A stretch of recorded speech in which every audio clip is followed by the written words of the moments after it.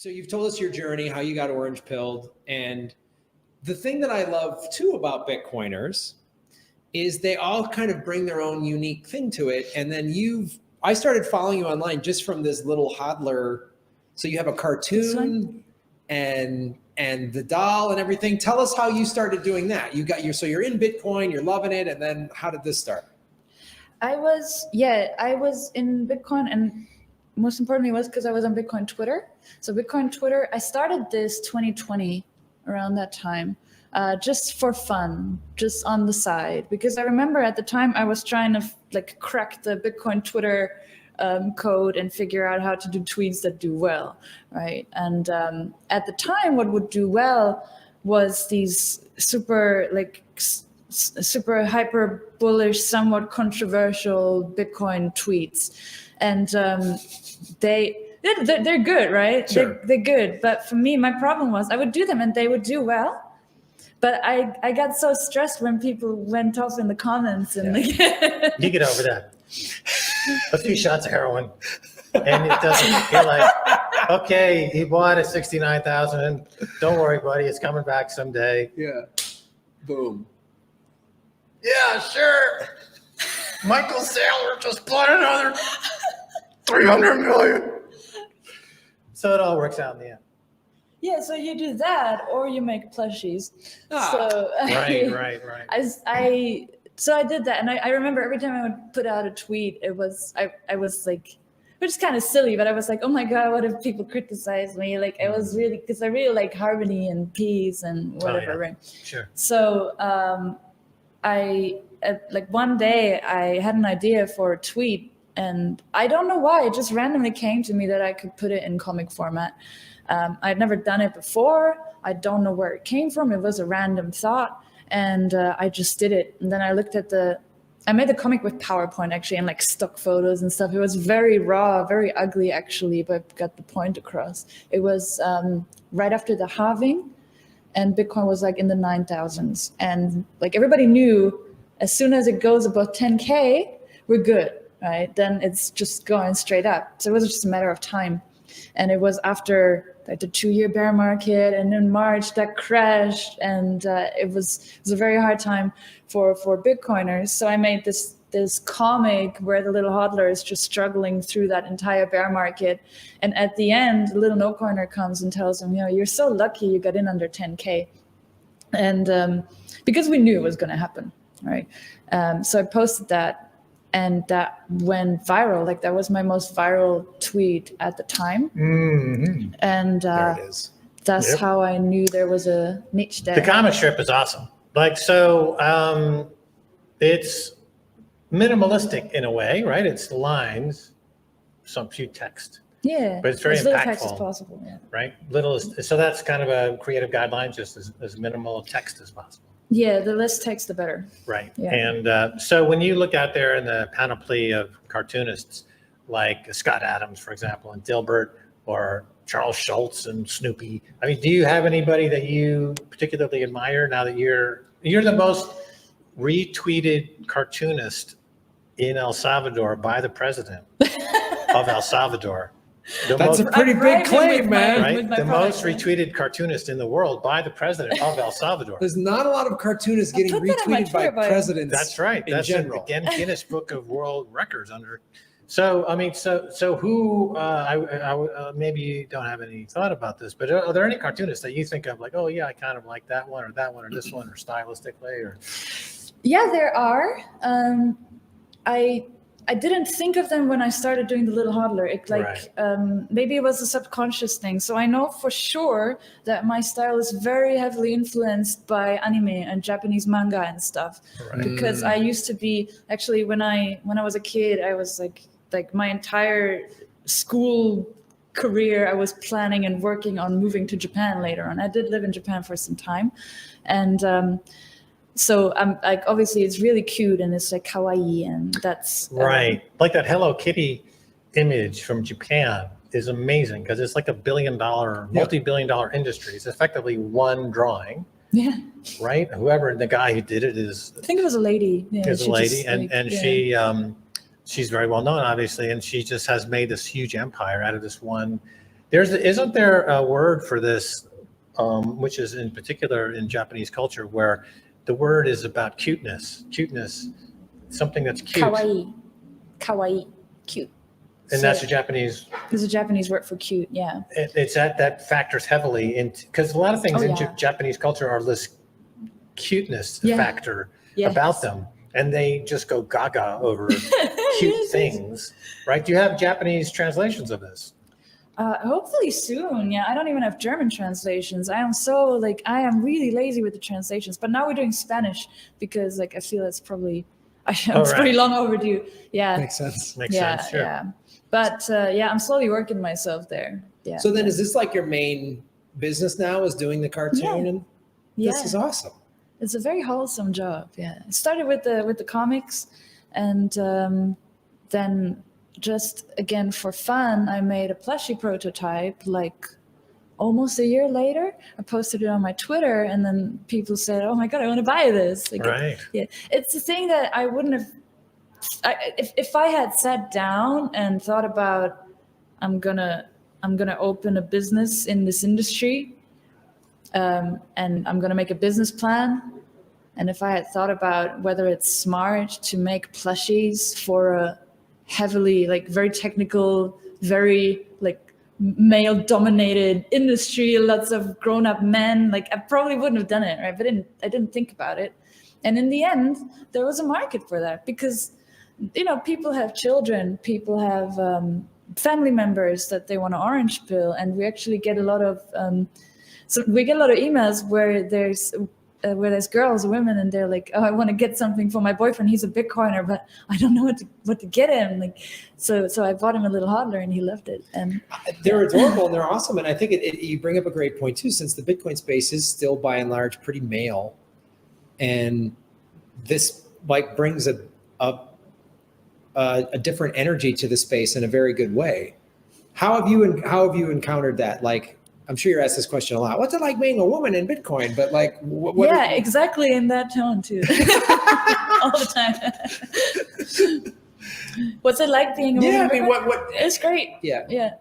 Yeah, that's the thing I've noticed. Bitcoin people are very kind of accepting, and they're all cool with. I have a problem with being put on women in Bitcoin panels, for example. I think there's a sense the wrong message. It starts from the wrong hypothesis, which is it's somehow hard or it's somehow difficult. I understand the point where, I half understand it. I don't like saying we need more women in Bitcoin. There's reasons, right? It's very technical. It's finances, it's economics, it's even politics to some degree. It's a lot of things that are generally very male dominated, and there are probably reasons for that. Now I didn't verify this, but I think Jordan Peterson said men are more interested in things, women are more interested in people, and you can see it in the choice of career and and the choice of those kinds of things. Mm-hmm. So I don't find it unusual that it's harder for women to find an initial access to Bitcoin, which the unfortunate part I think is that money is for everybody. Everybody uses money, but finding that access to it is a bit, maybe it takes many women longer. And for me too, I just kind of fell into Getting back to Japan for a second. So in Japan, the Japanese household, the prototypical Mrs. Watanabe is in charge of the household finances, and she gives her husband a salary. Yeah. And the women control all the money. And when I was working on Wall Street, there was this idea has Mrs. Watanabe, found, is she putting money into gold? Is she putting money into bonds? Because they're control trillions worth of cash. And so in that culture, you have kind of the flip side in terms of women and finance. So I'm wondering at what point now these ETF products that are accessible and pretty easy to use, when will Mrs. Watanabe of Japan start to buy Bitcoin? I haven't seen that headline yet, but it would be a natural thing. It's a huge pocket of cash, which would fit their need to, because Bitcoin does protect against inflation and everything else that goes with it. But Yeah. And they have a lot of issues in Japan as well. So they have they have an aging population, and they're from what I understand, they're even looking to have more people move there because their population is dying off, and they don't have as many people there, and they don't, because it's a that's true in a lot of countries. Yeah. Population decline is happening around the world. For various reasons. But so, as the women in Bitcoin, it's because, women in the internet is when I was starting in the internet, it's a 95% male, and Bitcoin came out of the internet. So it's definitely, you don't have a big female population into Bitcoin. But as you say, it is money. And just like money is what happens in a lot of countries. This is why in India, the gold is given on the marriage gift, and in the case of a woman losing their husband or something of that nature, they have their gold that they got. That's their wealth. I mean, there's this tradition of wealth, so it should fit really, really well. But I was going to ask you about this cartoon, because this is a cartoon. This is a technology cartoon. That's technology people love this cartoon. It's called XKCD. Do you know this one? Can I see it? Yeah. This is a very line drawings, and geeks and nerds will share this cartoon with each other. And it's like geeky humor. Like they used the wrong port on that GIF, Oh, that. Oh, hey, okay, Brad, I get it. So, but that's like I love stuff the like geekiest cartoon I'm aware of that I've seen. But you're in the Bitcoin space with this. So it's really powerful stuff. I mean, I read them, I see it, I read the panels, and I'm like, and then I get to the last panel, I'm like, yeah, that's kind of funny. I mean, you just had one on Twitter today or yesterday that was just a real, it's just so simple and so beautiful. And this is because I think I'm one of the people who, I'm not a technical or a finance person. So when I first heard about Bitcoin and crypto, I did not get it. I was like, no, I don't get it. But when it was explained to me in simplistic terms, that's when I got it. Like I needed it explained to me, like if a horsey has a Bitcoin and that, that's how I need Bitcoin explained to me, right? Because I'm a creative. We talked about this in the last episode. Creatives are more, I can think in these creative terms, but the technical stuff is a little challenging. So you had one that it showed the little hodler in a pit, and it was like, it was just two panels, and the crypto was like trying to send stuff down, and they had to take an elevator. It was all complicated to get the hodler out of the pit. And then the next minute was just Bitcoin just put a board across and just walked across it.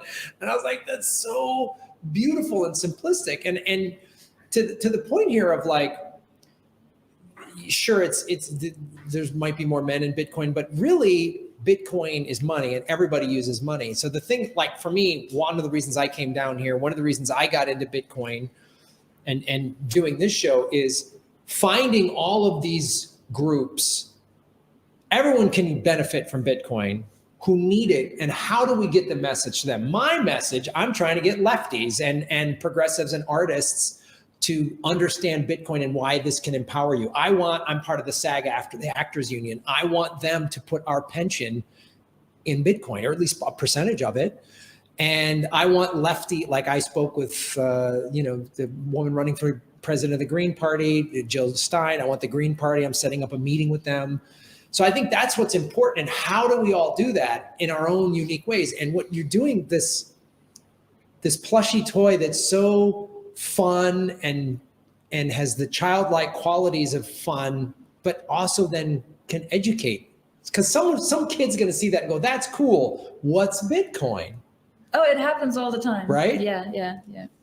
It's very, it's very unassuming. There's no agenda here. It's just cute. You don't get the little hodler and he starts talking to you about proof of work or whatever, right? It's not, I'm not forcing anything on you. So, and neither does he. So it's very friendly, very unassuming, very easy going, and very cuddly. So it's just, I strongly believe that adoption, like I mean, obviously with adoption, you go like this and you reach a tipping point and then it goes crazy, right? And I think that tipping point is when it kind of becomes normal or cool. Like I remember when Facebook was becoming a thing in our school, first nobody was using it. And then suddenly, like one day I came to school, everybody was using it and then you had to use it. So you just kind of make it feel normal, which is back to the point of like getting women or whatever, getting everybody interested in money. What I'm seeing is a growth in like the, what do you call it, personal finance influencer space. So what's happening is there's a lot of people who are creating personal finance content lately, and they're speaking to a very wide audience, and they're making it very easy to understand. And they're telling you, look, just like make a budget or whatever, just like pay off your credit card debt or something. Not that simply, but they make it accessible and they make it easy and they make it feel like it's something that, you should have been doing this for a long time, or this has been around. You just like start doing it like me or like this guy or like that guy, like everybody else.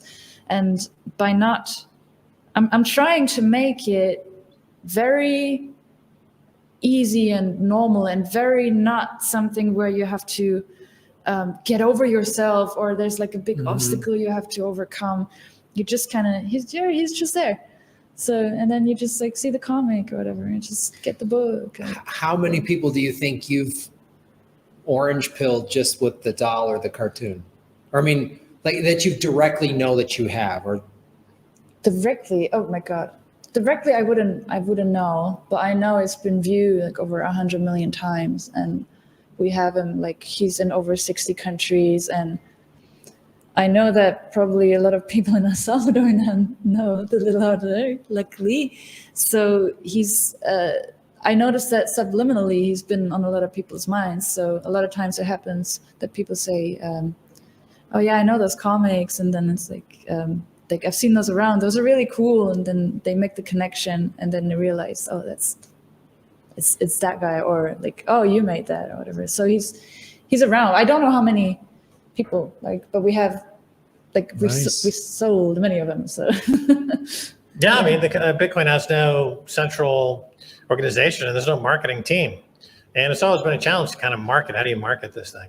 And so this is, it kind of fills the bill in a lot of ways. It's just a cute, plushy way to introduce to HODL. I mean, the HODLer concept is a primary concept of the Bitcoin experience, a low time preference, to HODL. So what does that even mean? So even if you just start there, you are already now down in a path, and that's also a path that's non-technical in that respect. The low time preference in HODLing is you don't need to know the technical side to get on that into that entrance, right?